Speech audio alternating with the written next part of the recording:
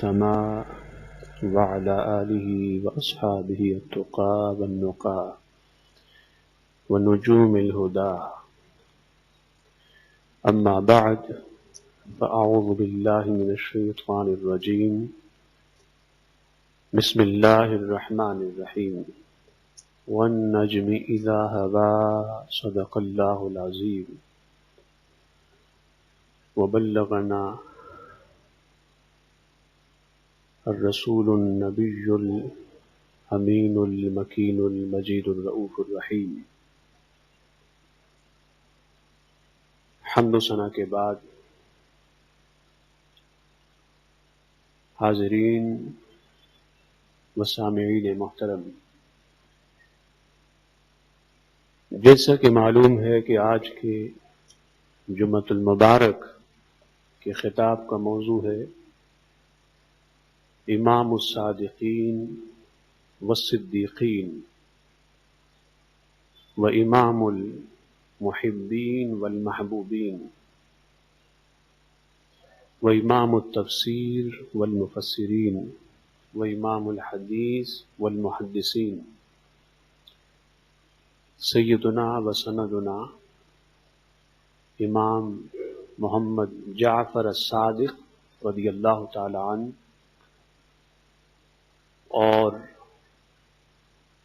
ان کا علم تفسیر اور رنگ تفسیر اور ان کی تفسیر میں اور علم قرآن میں رنگ عشق مصطفی اور رنگ عشق نبوی صلی اللہ علیہ وسلم. آج کے خطاب میں میں چاہتا ہوں کہ 6 باتوں پر گفتگو کروں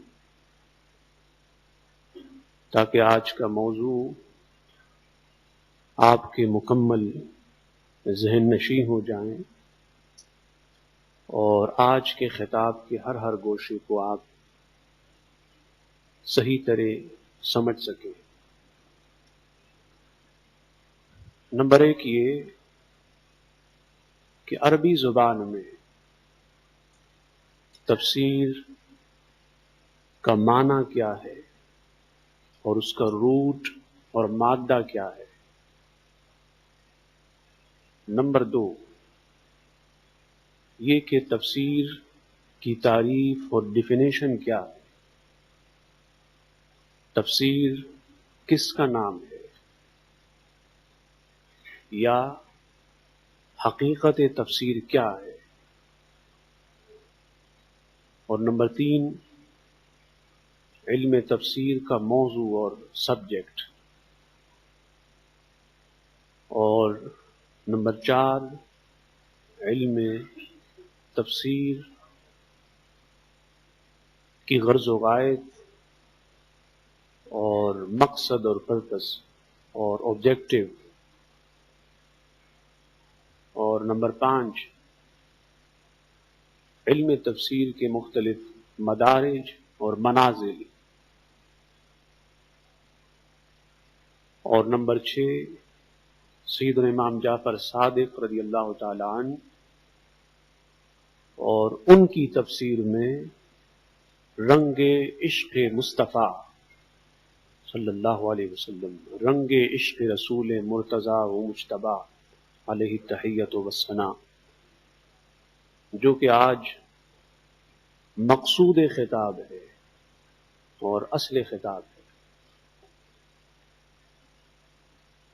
جہاں تک پہلی بات کا تعلق ہے کہ عربی زبان میں تفسیر کا معنی کیا ہے، سو عربی زبان میں تفسیر کا معنی ہے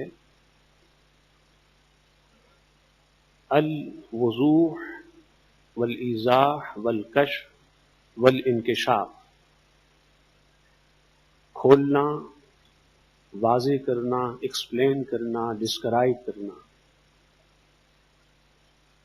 اور بعض کا خیال یہ ہے کہ یہ کلمہ سفر کا مقلوب ہے، یعنی کلمہ سفر میں فا کو پہلے کیا اور سین کو بعد میں، تو اس سے لفظ فسر بنا. تو تفسیر کا جو اوریجنل فارم ہے، اصلی شکل ہے، یا پھر اس کا روٹ اور مادہ ہے، وہ فسرن ہے. اور فسر کا معنی ہوتا ہے کھولنا اور ایکسپلین کرنا. اور سفر کا معنی ہوتا ہے روشن ہونا. اسفر الصبح یعنی صبح روشن ہو گئی. جب صبح ہوتی ہے اور اس کا نور اور اس کی روشنی ہر سو پھیلتی ہے اور تاریکی اور اندھیرے ختم ہوتے ہیں، تو اس وقت بولا جاتا ہے اسفر الصبح، کہ صبح روشن ہو گئی اور اس کی روشنی ہر سو پھیل گئی اور تاریکی اور اندھیرے ختم ہو گئے. اور علم تفسیر کی یا تفسیر کی ڈیفینیشن یہ ہے کہ بیان و وضع لفظ، الفاظ و کلمات جن جن معنی کے لیے اور مطالب کے لیے بنے ہیں، ان کو واضح کرنا، ایکسپلین کرنا، ڈسکرائب کرنا، اسے بتانا. فار ایگزامپل، لفظ صراط کی تفسیر الطریق سے. صراط کے معنی راستے کے ہیں، اور اگر ہم چاہیں کہ ہم اس کو عربی میں ڈسکرائب کریں تو پھر ہم یوں کہیں گے الصراط الطریق، کہ صراط طریق کے معنی میں استعمال ہوا. تو یہ طریق تفسیر ہو گئی صراط کی. اس طرح ایک اور مثال، قرآن کریم میں لفظ السیب، تو سیب کی تفسیر المطر سے، بارش سے. تو ایک تفسیر قرآن کی وہ ہوتی ہے کہ جو عربی سے عربی میں ہو، اور ایک تفسیر وہ ہوتی ہے جو عربی سے کسی اور زبان میں ہو، کسی اور لینگویج میں ہو. پھر قرآن کریم فرقان حمید کے الفاظ و کلمات کے مختلف معنی، مطالب، مفاہیم اور معارف کا بیان. قرآن کریم فرقان حمید میں مختلف فقہی اور شرعی مسائل کا بیان اور اس کا استنباط اور اس کا استخراج، اسے نکالنا، بیان کرنا، یہ سب علم تفسیر میں داخل ہے. پھر رہا یہ کہ اس کا سبجیکٹ اور موضوع کیا ہے. تو موضوع تفسیر کا اور علم تفسیر کا وہ قرآن ہے. قرآن کے الفاظ ہیں، الحمد سے لے کر والناس تک پورا قرآن موضوع علم تفسیر ہے. اس حیثیت سے کہ اس میں قرآن کے مطالب، اس کے مقاصد، اس کے معنی اور مفاہیم کا بیان ہو، اور لوگوں کو بتایا جائے کہ قرآن اور قرآن کے الفاظ و کلمات کہ وہ مقاصد اور معنی کیا ہیں جو مقصود قرآن ہیں، اور جو مقصود الفاظ قرآن اور مقصود کلمات قرآن ہیں. تو بہت عمدہ موضوع ہے جس کو ہم کہتے ہیں اشرف الموضوعات، اور بہت اعلیٰ موضوع ہے علم تفسیر اور فن تفسیر کا. اور وہ اس طرح کہ موضوع اور سبجیکٹ علم تفسیر کا خود قرآن ہے، اور قرآن کے الفاظ اور کلمات ہیں، اور پھر اس سے معنی، مفاہیم، مختلف مطالب اور مقاصد کا نکالنا ہے. اور اس کا مقصد اور آبجیکٹو یا پرپس علم تفسیر کا وہ قرآن کے مختلف معنی، مفاہیم، مطالب اور مقاصد کا جاننا ہے، اس کا منکشف ہونا ہے، اس کا قلب انسان پر اترنا ہے. جیسے جب سورج نکلتا ہے، صبح ہوتی ہے، روشنی ہر سو پھیلتی ہے تو اندھیرے اور تاریکیاں ختم ہوتی ہیں. ایسا ہی جب عالم اور مفسر کے دماغ میں اور ذہن میں علم تفسیر کا سورج طلوع ہوتا ہے، علم تفسیر کا سورج نکلتا ہے، تو اس سے اس کے ذہن کی تاریکیاں جو علم قرآن اور تفسیر قرآن سے جہالت کی شکل میں ہوتی، تفسیر قرآن اور علم قرآن کو نہ جاننے کی شکل میں ہوتی، وہ تاریکیاں ختم ہوتی، اور تفسیر سے مفسر اور عالم کا ذہن اور دماغ سورج کے مانند روشن اور منور ہوتا ہے. پھر وہ اس نور ربانی میں، ڈیوائن نالج میں، قرآن کے مطالب، معنی اور مقاصد اور مفاہیم کو دیکھتا ہے جو عام انسان کے ادراک سے ماورا ہوتی ہے، جو عام انسان کے بس کی بات نہیں ہوتی. تو عالم اور مفسر ان معنی کو بھی اور مقاصد اور مطالب قرآن اور مفاہیم قرآن کو بھی جان لیتا ہے. پھر تفسیر کے ہمارے یہاں معروف 4 مدارج ہیں. ایک ہے تفسیر القرآن بالقرآن، کہ تفسیر قرآن کی خود قرآن سے ہو. ایک ہے تفسیر القرآن بالحدیث، کہ قرآن کی تفسیر اور کومنٹری حدیث سے ہو. اور نمبر 3 یہ ہے کہ قرآن کی تفسیر صحابہ کے اقوال سے ہو اور صحابہ کی تحقیقات اور تدقیقات اور ان کی توضیحات و تشریحات سے ہو. اور نمبر 4 یہ ہے کہ قرآن کریم فرقان حمید کی تفسیر تابعین، تبع تابعین، ائمہ صالحین اور ائمہ مجتہدین کے اقوال سے ہو، ان کی توضیحات، تشریحات اور تحقیقات اور تدقیقات کی روشنی میں قرآن کریم فرقان حمید کو ایکسپلین کیا جائے، ڈسکرائب کیا جائے، اس کی تفسیر کی جائے. تاریخ میں علماء مفسرین ایک سے ایک ہوئے ہیں جو اپنے علمی اور عملی اور فکری اور وجدانی زاویے سے کائنات میں بسنے والے باقی انسانوں سے منفرد ہوئے اور ممتاز ہوئے. صحابہ ہوئے، تابعین میں ہوئے، پھر ائمہ اہل بیت میں ہوئے،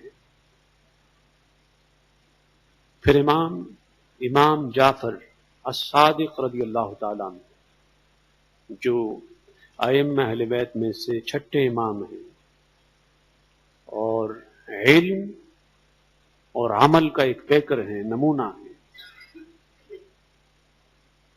جن کا سینہ علم مصطفی اور علم محمدی سے روشن و منور تھا،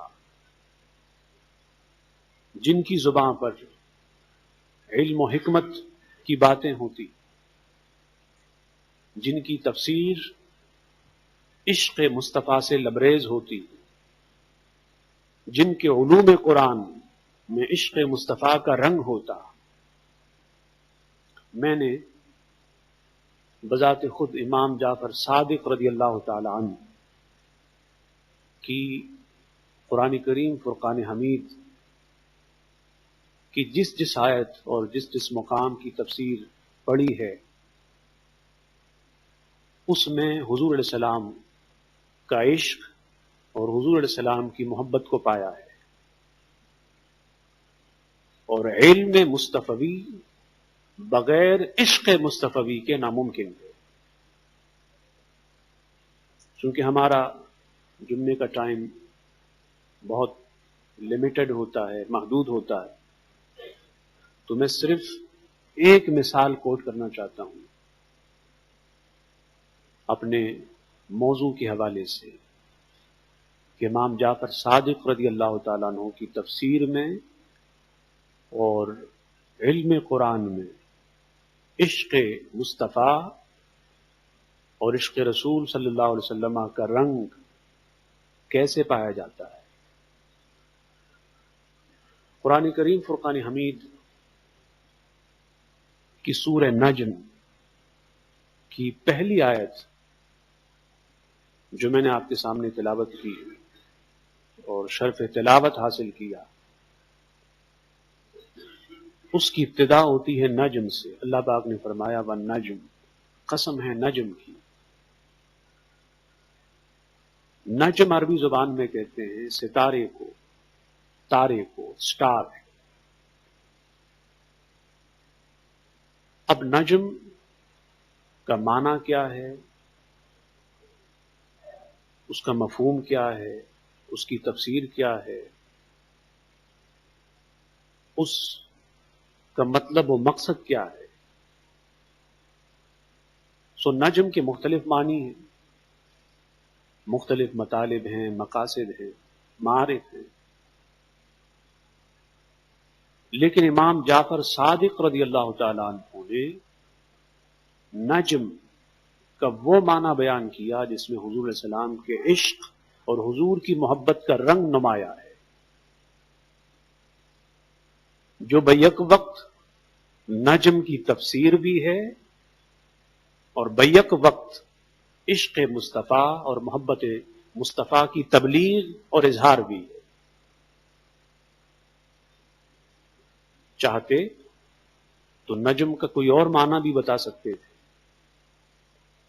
کوئی اور مفہوم بھی بتا سکتے تھے، لیکن عاشق جب بھی انتخاب کرتا ہے الفاظ و کلمات میں تو وہ ان کلمات اور الفاظ کا انتخاب کرتا ہے، ان تفاسیر کا، ان معنی کا جن میں عشق کا رنگ نمایاں ہوتا ہے اور حضور علیہ السلام کی محبت کا عنصر غالب ہوتا ہے۔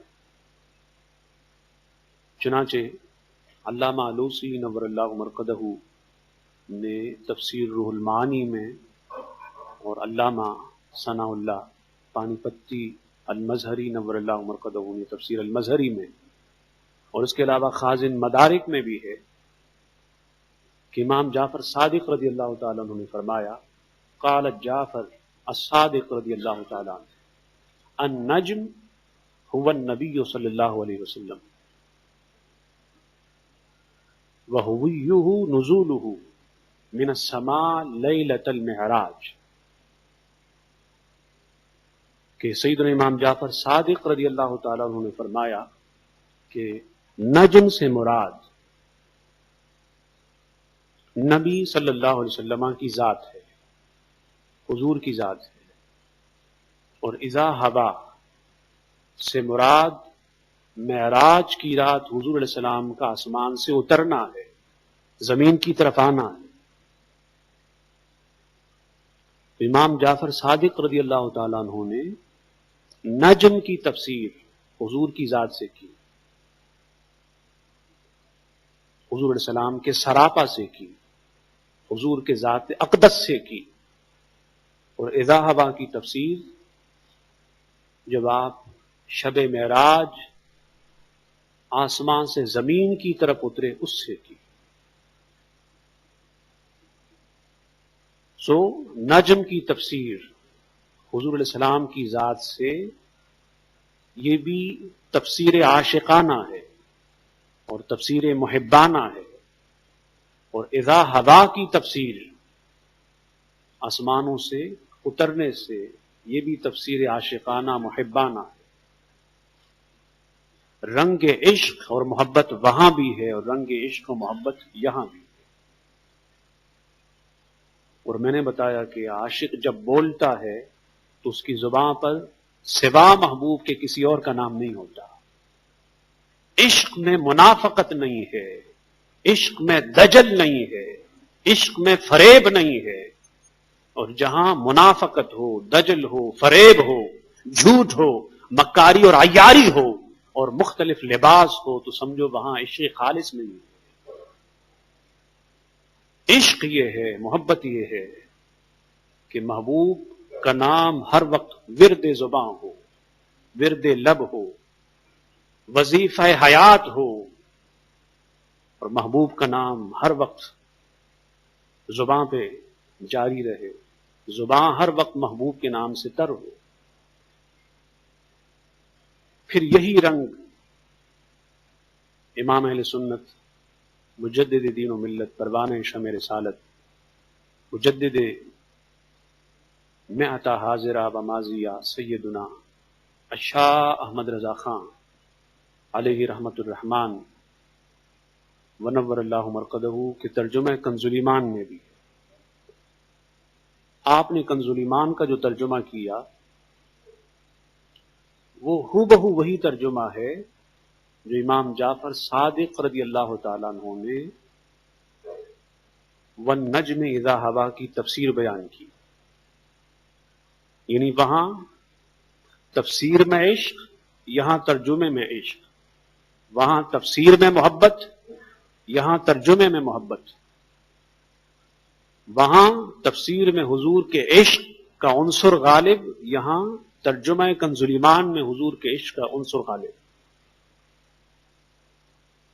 اور یہ فیض تھا امام اہل سنت کے قلب مبارک اور قلب اطہر پر سیدنا امام جعفر صادق رضی اللہ تعالیٰ عنہ کا، کہ ان کی زبان پہ وہی ترجمہ آیا جو صدیوں پہلے سیدنا امام جعفر صادق رضی اللہ تعالیٰ عنہ نے بتایا تھا۔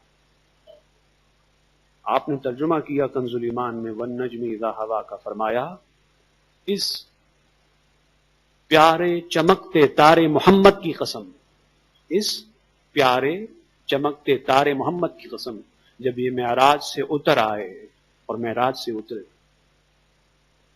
اب آپ یہ ترجمہ دیکھیں، کیونکہ میں نے بتایا تھا کنز الایمان فقط لفظی ترجمہ نہیں ہے، تفسیری ترجمہ ہے۔ فقط الفاظ کے معنی اور مطالب کو بیان نہیں کیا گیا، بلکہ اس کی تفسیر کو اعلی حضرت نے ترجمے کی شکل میں امت کے سامنے بیان کیا۔ وہ تفسیر جو امام جعفر صادق رضی اللہ تعالیٰ عنہ نے صدیوں پہلے کی تھی، جس میں حضور کے عشق کا رنگ تھا، حضور کی محبت کا رنگ تھا، سیم وہی تفسیر اور کومنٹری قرآن کی اور اس مقام کی امام اہل سنت نے کی، اور فرمایا اس پیارے چمکتے محمد کی قسم، جب یہ معراج کی رات اترے تو بتانا یہ تھا کہ یہ عاشقوں کے لیے ایک بشارت ہے کہ جو حضور کا غلام اور عاشق ہو جاتا ہے تو پھر اس کے دل پر کسی عاشق کا کلام اترتا ہے، کسی عاشق کی تحقیقات اترتی ہے، کسی عاشق کے عارفانہ اور محبانہ تفسیر کے نکات اترتے ہیں۔ اس لیے صحابہ کرام رضوان اللہ تعالی علیہم اجمعین اور ائمہ اہل بیت اطہار رضی اللہ تعالی عنہم اجمعین الطیبین کی تفسیر حضور کے عشق سے لبریز تھی، حضور کی محبت سے لبریز تھی۔ دعا گو ہوں کہ اللہ پاک وہی رنگ عشق نبوی، وہی رنگ محبت نبوی ہم کو بھی عطا فرمائے۔ وما علینا الا البلاغ۔ صلوا صلاة سنة رسول الله